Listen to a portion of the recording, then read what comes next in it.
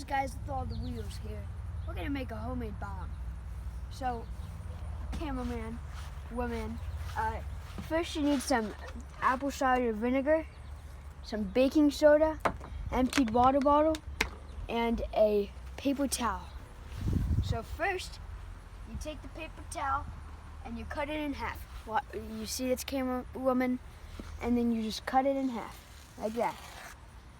Then you get this. Get the apple cider vinegar. And it smells awesome.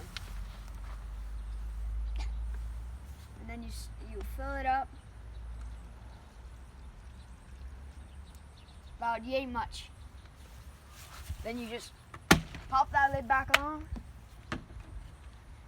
Time, cameraman, for part 2.